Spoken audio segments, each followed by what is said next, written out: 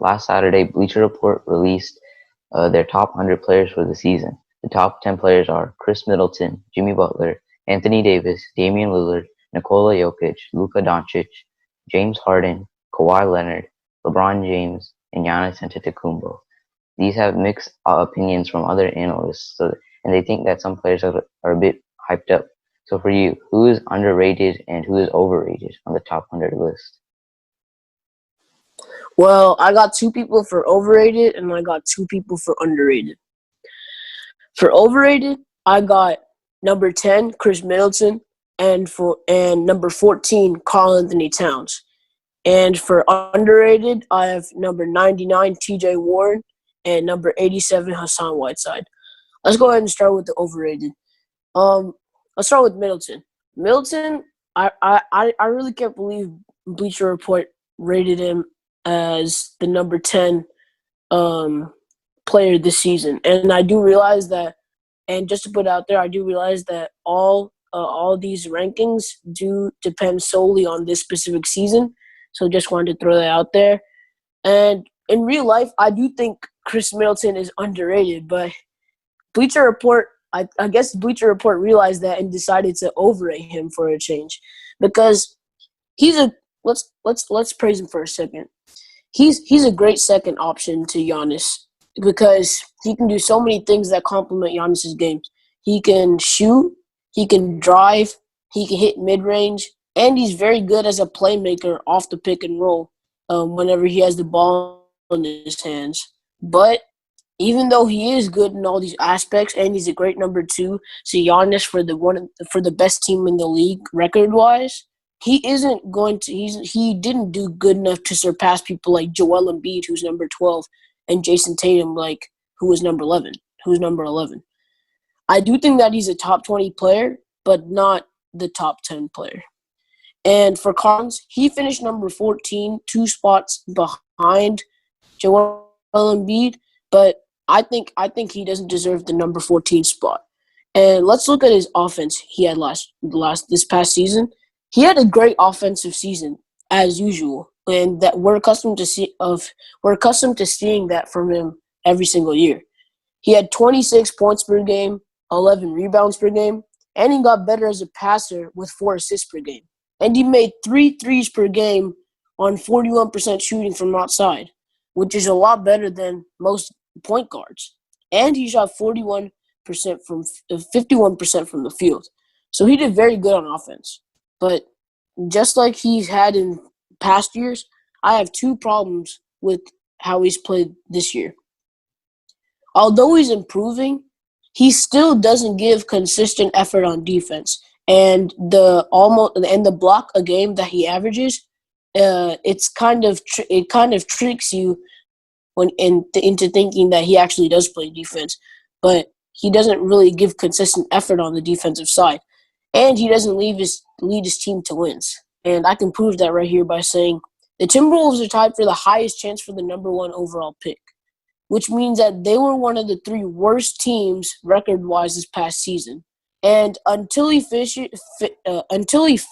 those issues, which are the bad defense and not leading his teams to win, I'd say he's out of the top 20, but in the top 30. And now to my underrated 2, I have TJ Warren and Hassan Whiteside. TJ Warren was the 99th ranked player, but he's a 20 point per game scorer. And I don't know how that's possible when you're 20 point per game scorer being the 99th ranked player. And he's very crucial to how the Pacers play. He was a great free agent signing last season. And I think he's at least a top 75 player over people like Jonathan Isaac or even Will. And now let's get to Hassan Whiteside. We all know in Miami, as the more years came, he got worse. He declined. He had less minutes. He had less of a role. And that's changed in Portland because now he's averaging 16 points a game, 14 rebounds per game, and 3 blocks per game in less than 30 minutes a game. I think that's incredible production for a center who most people think was washed in Miami. And I really think that he's revived his career in Portland, and he's helped them stay afloat through so many injury problems like Yusuf Nurkic and Zach Collins and Rodney Hood. And because of that, I think he could definitely make the case to be a top 50 player over DeAndre Ayton or even Eric Bledsoe. What do you think? Yeah, I agree on your overrated points on Chris Middleton. I think he was kind of overrated, and like you said, he was an underrated player. But Bleacher Report just overrated him a little. And you look at him; he's top 10, and he wasn't even an All-Star starter this year. You look at players below him, like Jason Tatum, Joel Embiid, and Pascal Siakam. Joel Embiid and Pascal Siakam, they were All-Star starters, and they still didn't make the top 10. So I think Chris Middleton, even though he is a great shooter and a really good second piece to Giannis Antetokounmpo, I don't think he was a top 10 player in this league. But for underrated players, I have three players in mind: Kelly Oubre Jr., Paul George, and Norman Powell. Kelly Oubre is I think 83 rated, and he's averaging almost 19 points per game, 6 rebounds, and 2 assists. And you look at the other players around that range, it's Al Horford, Miles Turner, and Tim Hardaway Jr. And I think he has had a great season and a better season than those players. And he's really become a second option when DeAndre Ayton was out, and now he's become a third really great scoring option for the Phoenix Suns. Another player I have is Paul George, and even though he was injured before he started to actually play, he's been doing had an amazing season this year. He's having 21 points per game, 6 rebounds, and 4 assists. And I think Ben Simmons is above him. And I don't think and Ben Simmons had a great season, but I don't think had a better season than Paul George, because Paul George is a true second option on a title contending team. And the 76ers aren't really that because their chemistry issues with Al Horford, Joel Embiid, and Ben Simmons. And I think Paul George could have been maybe a top 13 player in the league. And another player who missed the cut on the top 100 players list is Norman Powell. He's averaging 16 points per game, 4 rebounds, and almost 2 assists per game. He missed the top 100 players, and if you look at those players in the top 100, he could easily be in that top 80 or top 90.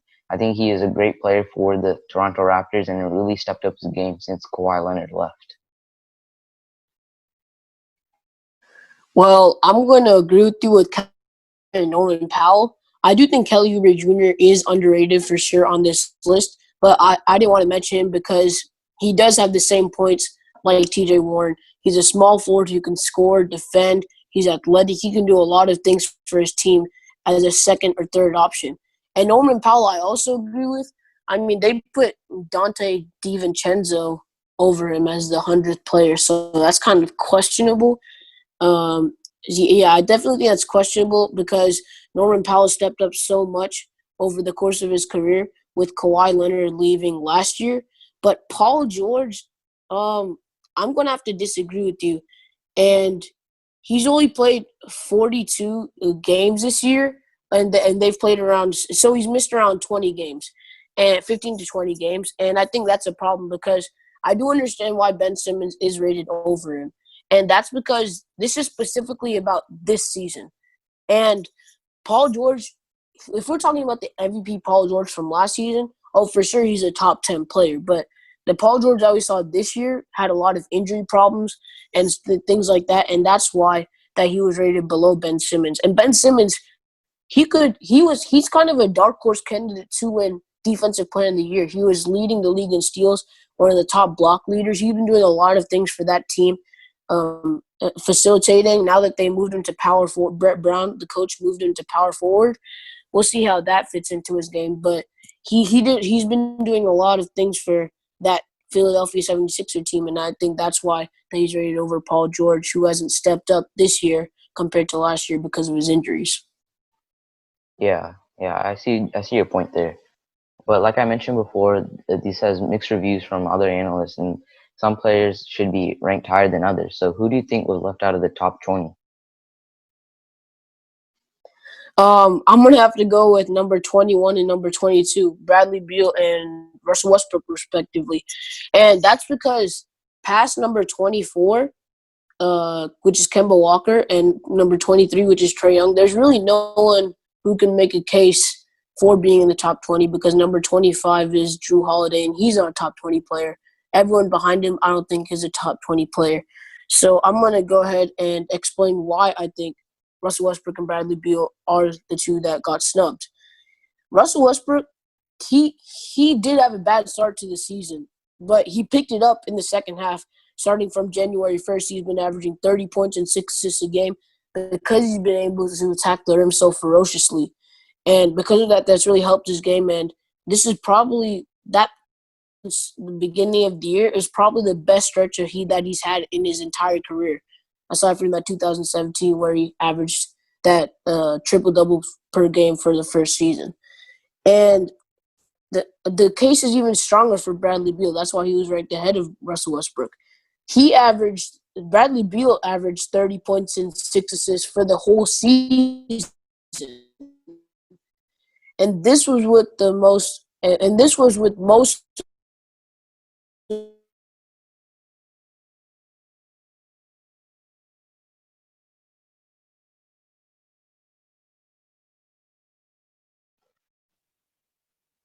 James Harden, Kyrie Irving, and Russell Westbrook.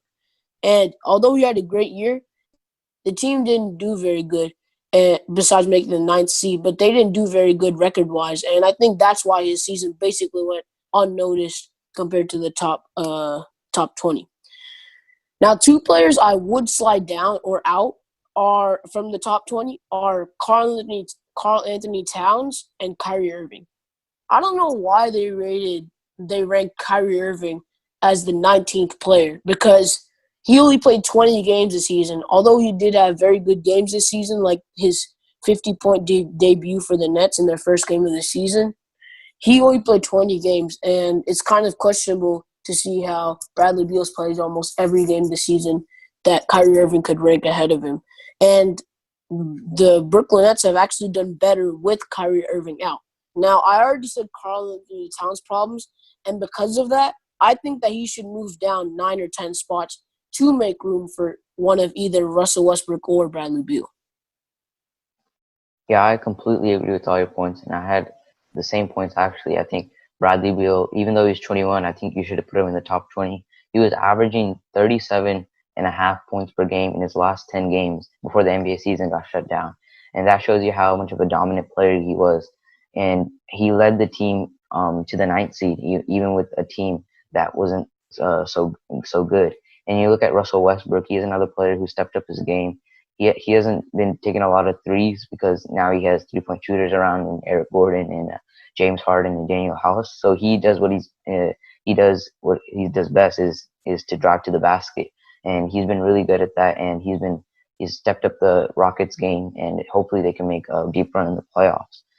But another player that you didn't mention is Kemba Walker. He's helped the struggling Celtics since he signed there, and he helped Jason Tatum become an All-Star. And Jaylen Brown was almost an All-Star this year too. And I don't think he gets the credit he deserves because the Celtics have been an amazing team, and we thought this is what the Celtics would be when Kyrie Irving was in Boston. But Kemba Walker has really stepped up and shown that he can become a great player. And you look at their winning percentage this year, 67% win percentage compared to last year when they were below 600. And that just shows you that they were an amazing team with Kemba Walker and compared to Kyrie Irving. And like you said, like some players to swap out, I think it was Kyrie Irving. If you look at the players that had injury exclusions, I think it was Luke Kennard. He wasn't part of the top 100 because he didn't have 28 games played. And Kyrie Irving made that list, and he only played 20 games. And I don't think that's fair to the other players. And even though he's a great player, he hasn't really proved that he's a leader and he can help the team win, because in the games that he has played, the team is 8-12, and that just shows you that even though he is a star player, the team is struggling with him on the court. And those are my players that I think they should make the top 20.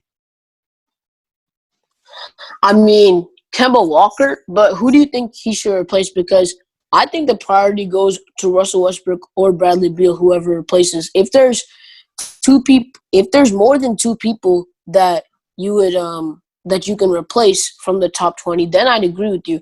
But what do you think about Trae Young? Because we mentioned the number 21, Bradley Beal, number 22, Russell Westbrook, and number 24, Kemba Walker. But we never said anything about number 23, which is Trae Young. What do you think? Do you think he should have been in the top 20? No, because you look at his team, and his team has been a not very good team, and they're in the lottery this year. And it's just a case of like him on a bad team with good stats, and he hasn't really proved that with his good enough stats that he's leading this team to wins. And I think that's why he's not in the top 20, because he hasn't led this team to wins, even though he is young and he has other young pieces that he can rely on. That I think the Bleacher Report overrated him just a little. I think he could have been number 30 maybe, and not just 23. Okay, I agree with you there. But the Kemba Walker take, I don't think he should. I think he's borderline top 20. I think Yeah. he could have squeaked in, but I wouldn't. If I had to choose, I wouldn't rate him in the top 20. I think there are too many players. There are too many good players in this NBA now to rate someone who scores 20 points a game in the top 20, because there's so many scorers that lead their team to wins now. And I think for that reason, Kemba Walker, although he's transformed his Boston Celtics team, I don't think he belongs in the top 20, and he's a borderline top 22, 23 player.